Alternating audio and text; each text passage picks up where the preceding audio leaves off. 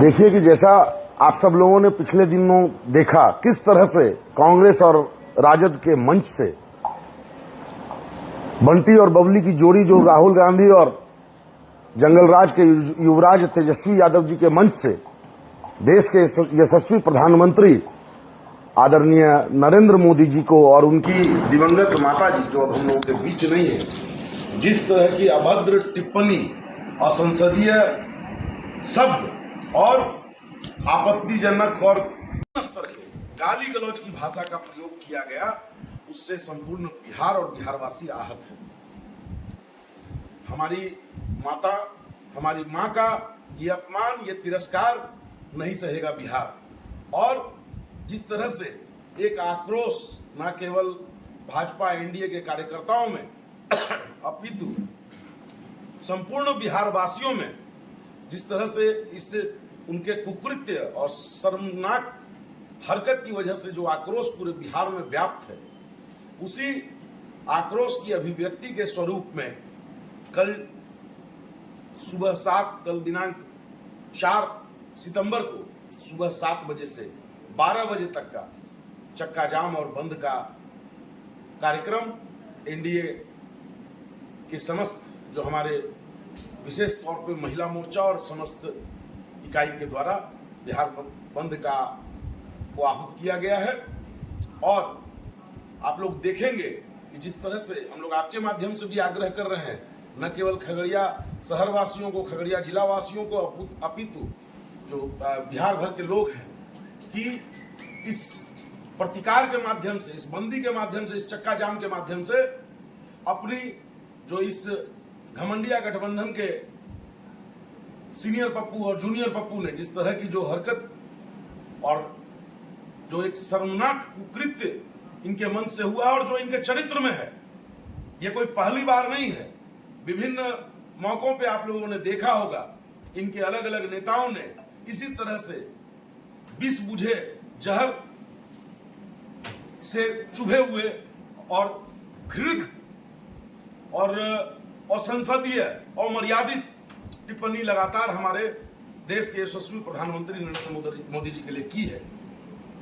और उसी क्रम में ये तय हुआ है और उसी क्रम को आगे बढ़ाते हुए हम लोग भी खगड़िया में तमाम भाजपा एनडीए के साथी हम लोग भी कल 8 बजे सुबह से 7 बजे सुबह से आग्रह, अनुनय, विनय और इस ये जो प्रतिकार स्वरूप ये जो बंद और चक्का जाम दिया गया है, इससे किसी आम और आवाम को कोई वैसी कठिनाई न हो, इसको देखते हुए हम लोग कल जो है मार्च करेंगे। रेल भी बंद होगा क्या? खंडलिया जी, रेल भी जाम किया जाएगा? देखिए, हम लोगों का जो है, हमारा उद्देश्य बहुत स्पष्ट है, एनडीए का उद्देश्य बहुत स्पष्ट है कि हम लोग 7 बजे से 12 बजे तक का जो जाम और चक्के जाम की बात की गई है, बंद की बात की गई है, ये एकदम बिल्कुल शांतिपूर्ण होगा और किसी भी परिस्थिति में हम लोग किन्हीं को कोई आहत करने का, परेशान न हो बिहारवासी, ये भी हमारी उतनी ही जिम्मेदारी है। इसलिए जो भी कल आप देखेंगे तो आपको स्पष्ट परिलक्षित होगा, स्पष्ट दिखाई देगा, ये गुंडों की पार्टी का बंद और लाठी वालों की पार्टी का बंद नहीं है, ये एनडीए और भाजपा का बंद है और आह्वान, और ये स्वतः स्फूर्त होगा। इसमें पूरे तमाम शहर के लोगों की सहभागिता होगी, उनकी स्वेच्छा होगी, उनका आक्रोश होगा। संजय जी, अभी आप बताएं कि भाजपा या एनडीए लाठी का पार्टी नहीं है, कांग्रेस कि आप सुनी सुनाई बात कर रहे हैं, आप नहीं थे रोशन जी वहां।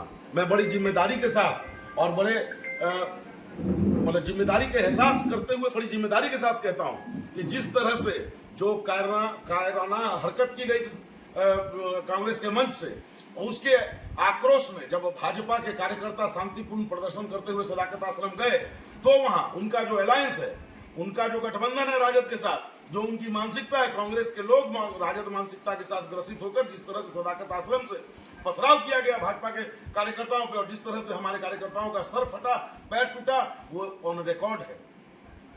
खंडली जी, ये चाल चरित्र और चेहरा उनका है, ये हमारा कदापि नहीं हो सकता। खंडली जी, एक सवाल का जवाब आप दीजिए।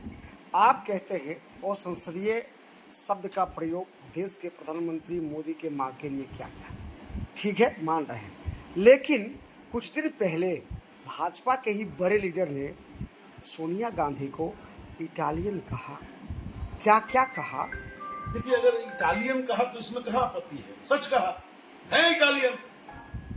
हम लोग कहते हैं चारा चोर की पार्टी, तो है वो पंजीकृत अपराधी है। इस देश की उच्चतम जो न्यायिक व्यवस्था है उन्होंने ये तय किया है कि वो पंजीकृत अपराधी हैं, तो कह रहे हैं। देश की बहू है संजय जी, आप भूल रहे हैं। वो लेकिन इटालियन है, इसलिए आप काट दीजिएगा क्या? आप इस बात को किसी भी तर्क से काट दीजिएगा कि वो इटालियन है। जर्सी गाय क्यों कहा गया, किसे कहा गया? किसने कहा? आई डोंट नो, ये किसने कहा और ये विषय अभी क्यों?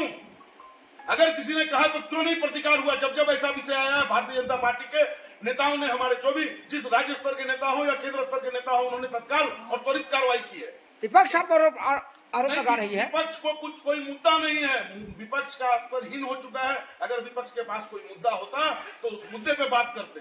ये जो बंटी और बबली ये जोकर का तमाशा जो दिखाते चल रहे थे पूरे प्रदेश में, और प्रदेश की जनता ने इनको नकार दिया, तो ये गाली गलौज के भाषा में उतर आए।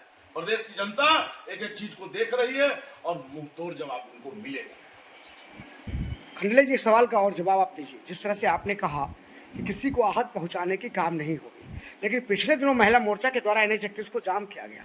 उस जाम में हम लोग मीडिया के लोग सबूत हैं, तो एम्बुलेंस या ज़रूरी कार्य जो व्यक्ति जा रहा हो कहीं, उसको आप कैसे पहचान करेंगे? एम्बुलेंस स्पष्ट तौर पे दिखाई देती है कि वो एम्बुलेंस है, और हमारा एक एक कार्यकर्ता इतना संवेदनशील है कि उसको अगर नजर आ जाएगा कि कोई एम्बुलेंस है या कोई वैसी आपातकालीन व्यवस्था से जुड़ी हुई कोई भी चीज है, उनको तुरंत उनका मार्ग प्रशस्त करेंगे। और तीसरी बात आप देखेंगे कि सबसे बड़ा कि हमारा टाइमिंग क्या है।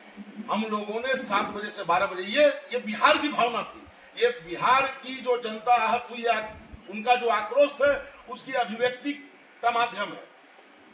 इन लोगों ने शर्मनाक हरकत की है। इंडिया अलायंस के नेताओं को, यहाँ बिहार वाले को भी और दिल्ली वाले को भी, इन लोगों को दोनों को कान पकड़ के माफी मांगनी चाहिए, पूरे बिहार और पूरे देश के माता और बहनों से, मातृशक्ति से। तो भी इनका पाप इससे कम नहीं होने जा रहा, लेकिन इनको ये करना चाहिए, लेकिन ये नहीं करेंगे, इसलिए कि इनके नजरों में किसी भी माँ बहन की कोई इज्जत नहीं। बिहार की सरकार आपकी, केंद्र की सरकार आपकी, फिर दिखाना क्या चाहते हैं खंडलिया जी? ये बात दिखाने की नहीं है। एक्चुअली जब आप सब कुछ को, आरके सिंह जी, जब सारी चीजों को आप राजनीति के चश्मे से देखेंगे तो आप ये विषय नहीं समझ पाएंगे, आप इसको जस्टिफाई नहीं कर पाएंगे। ये विषय है कि किस तरह से वो व्यक्ति कितना विकृत होगा जो प्रधानमंत्री जी भारतीय जनता पार्टी के क्या, देश के प्रधानमंत्री इस देश के, लेकिन उनकी दिक्कत क्या है कि वो अपने आप को उससे ऊपर समझते हैं और इसलिए इस तरह के शब्दों का प्रयोग करते हैं।